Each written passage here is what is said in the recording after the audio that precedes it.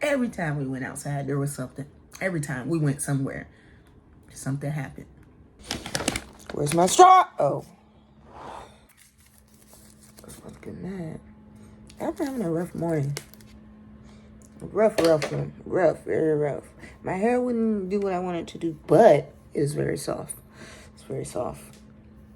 But I think I'm gonna cover it back up. I think I'm gonna, oh my God, look at all this grease in my hair. Oil. Anyways, I think I'm gonna cover it up. Put something on my head, a do-rag or bonnet or something. Because sometimes when I'm not feeling myself, when I cover my head, I start to feel better. I don't know why. Okay. I don't know what's the science or the math behind it, but it works. Put something on my head, even a hat, beanie. That's why I always been in beanies in the wintertime. Ball cap. Just put something on my head, I feel better. So, I think that's what I'm gonna do later. I don't know where my beanie is. Or my do-rag. But anyways, got a little breakfast from Mickey D's. Had a McGriddle. Sausage, egg, and cheese McGriddle. And orange juice. And coffee. Just in case anybody, saying I'm not eating. I am. But anyways, yeah, I'm having a rough morning. Puppy went to the vet, as y'all saw. And she got a little hernia. It's not a big deal, hernia. I've seen puppies with it before, and it's really not a big deal. So I shouldn't be upset, right? I shouldn't be upset. But I realized that maybe I was not ready to buy a puppy, but I did it anyway, and I was done. So there's nothing I can do about it. I need to chill. But I just had a crying session. I don't know if you could tell. I don't look like I was crying, do I? Anyways, I just had a crying session. And then I started looking at my, I started uploading videos. And once again, y'all in the comments making me feel good. So, started to feel a little bit better. And I posted a video, of the other night, when I went to a bar. I was really craving some bar food. I was craving it bad. And also, I was getting cabin fever in my house. Like, I've been in my house for like a couple of weeks since we got the puppy. So, not a couple of weeks, but I've been in my house for days since we got the puppy. So I wanted to get out. So I did it. And I was very nervous, so I started recording and talking. So I posted that. Go look at it. But anyways, what's this in my eyebrow? Oh, it's the lights. But anyways, I happened to mention go watch the video, okay? I happened to mention in the video that I had a little bit of PTSD about going outside, and it was just something that popped up a few years ago. Doctors and mental health professionals don't know what that's about, but I'm sitting here reading. I got a comment from Brenda Gonzalez. Brenda Gonzalez 4355. She said, I used to enjoy so much life, even party all the time. Now I even have to mentally prepare to go out to eat and groceries, etc. And the reason why I wanted to share that with y'all, because that's what I'm experiencing. Not as much right now as it was before, but yeah. That sounds about right. Same. I used to love going out too. I was in the military, for God's sakes. I was all over the place. But, yeah, it sounds about right, Brenda. Let's read on, shall we? She put another comment. Do we autism mothers get anxiety and panic attacks as a new diagnosis during raising our kids? And then you said, sorry, you're not good with English, but you did well. I know what you meant. We ain't gonna correct you. Okay? I know what you meant. But that's a good question. Do we? I am diagnosed with PTSD, a little vulnerable moment there. I am diagnosed with that, but I just assumed it was because the military, I mean, traumatic. It's a traumatic experience. The military is a traumatic experience. I just assumed it was that. But could my little nervousness of going outside be because just pretty much all Stacy's life, going outside is a big deal. It is. Going outside is a big deal with Stacy, any autistic kid, because it can be overwhelming. And as a parent, well, I don't know about anybody else, but as a mother, I feel like I have to be hyper vigilant. Being hyper vigilant really can cause a lot of stress anyways. So, but I never thought about it. I just did it. We just did it. We had to. I had to. I couldn't go anywhere without Stacy for a long time. You know what I'm saying? I couldn't just, obviously, just leave him. I couldn't. So I had to take him with me all the time. Even going to groceries, getting something to eat, etc. I had to take him with me. And man, I don't ever remember there being one time where I was like, man, we didn't have no incidents. Every time we went outside, there was something. Every time we went somewhere, something happened. So, just repeat it, and long-term trauma on the mom, just from having to be hyper vigilant with the kid, could cause PTSD. And now that things are calmed down, you're like, I'm still scared to go outside. Could that be a thing? Let's consult the Google, shall we? Okay, I typed it into Google. I forgot the question that I asked, because you know, you gotta ask Google the right question, or else it's gonna answer a different question. But I forgot what I typed in. But anyways, I'm gonna tell you what I pulled up. I pulled up from an article from psycharchives.org, psycharchives.org. The author is Kylie Hind. Kylie. Anyways, Kylie. That's the author. Anyways, they say recent research shown that a significant minority of parents of autistic children experience post-traumatic stress symptoms. They mean a few parents out in the study, okay?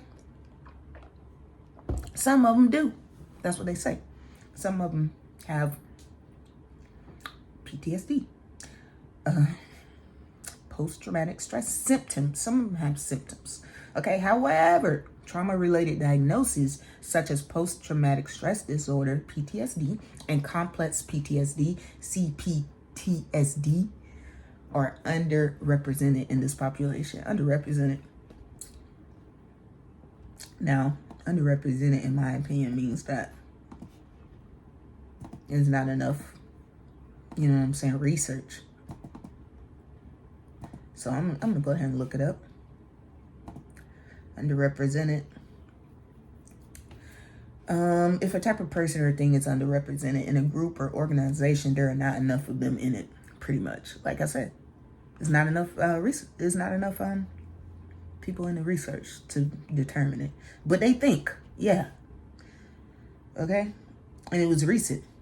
Australian researchers, they indicated that parents of autistic children are most frequently diagnosed with depressive and or anxiety-related disorders, like 31%, and seldom diagnosed with PTSD in the context of their parenting experiences. Another recent Australian study found that 23.5% of parents with autistic children met or exceeded the clinical threshold on the PTSD checklist, in comparison to 17% of parents of children with a rare disease. Oh, dang.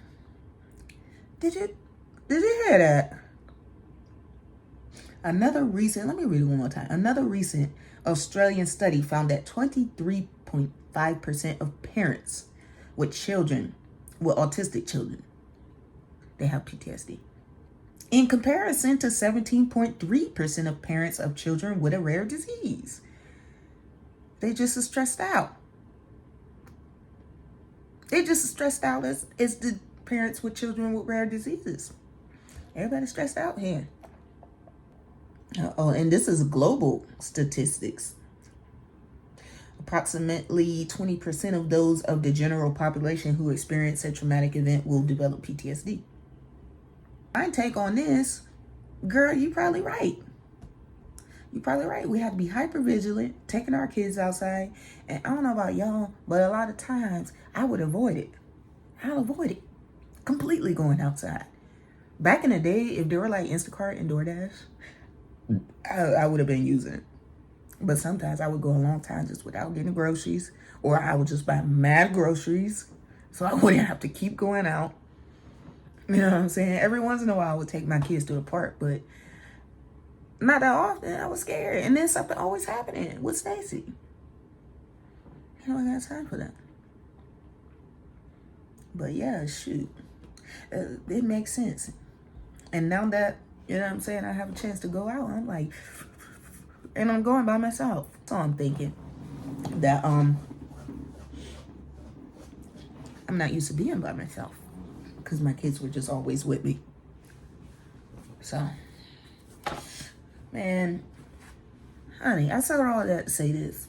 Y'all, please take care of yourself out in these streets. Okay, take care of yourself. Mental health is important. Do your self-care. Get you some time away from these kids. Don't be like me, because look at me. I can't even go outside without having a panic attack. Don't be like me. Take time for yourself while these kids are young. Try to, at least. I know some of y'all can't because you're single parents, but do your best, you know? And trust people to take your kids, please. Because you don't want to get older and then, you know, maybe your kid is probably taking care of themselves like Stacy is, and now you just can't even. You just literally cannot even. Like me. But I don't think it's too late for me. I just think I need more help.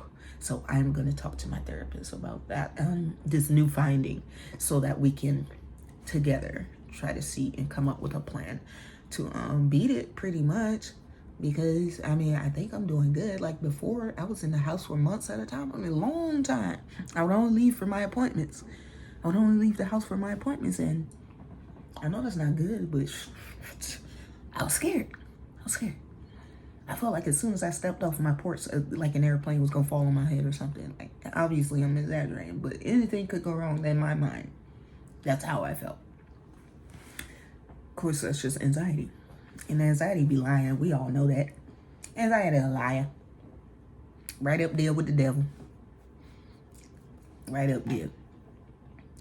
But anyways, that don't stop us from being frazzled-dazzled by it. I found that information. I am a real big, according to my research, according to my research, I'm big on that. When I'm like, I wonder if such and such, I look it up. So I wanted to share that with you guys because I never knew. I never even connected the two. I never connected to it. I just assumed that the military did it to me. My anxiety and such. I just assumed. Or maybe I'm just an anxious person. Who knows? But a lot of factors probably contributed. Because I know if I would have took more time for myself, self-care and all that, and then instead of just going everywhere with my kids, try to find some stuff and just do stuff with, you know, other adults. Instead of just trying to fit my kids into everything that I do. Because that's what I was doing. Back in the day, if somebody invited me out, like, can I bring my kids? If I can't go. That's how it was. But I feel like if I would have took more time for myself and such, I wouldn't be like this. But guess what? It's not the end. At least I'm leaving that house now. Y'all saw the video. I was out in these streets, okay? And by myself, I did it. Good job, Shay. I did it. Y'all saw it. So there's still hope. There's still hope. And that means there's still hope for you guys too. Shoot, if you experiencing something like this, I mean, I suggest that, you know, you do your own Google research. Because I only looked at one article. I'm sure there are others. But the article, you know, the article said that there's not enough research. There's not enough representation, basically. Which makes sense. Who going out there and being like, you know what I'm saying, doctor or whoever, I think I have PTSD because of my kid. Ain't nobody finna say that. No wonder it ain't no research. Having PTSD because of, you know, how you had to be to raise your child. Whatever way you felt you had to be.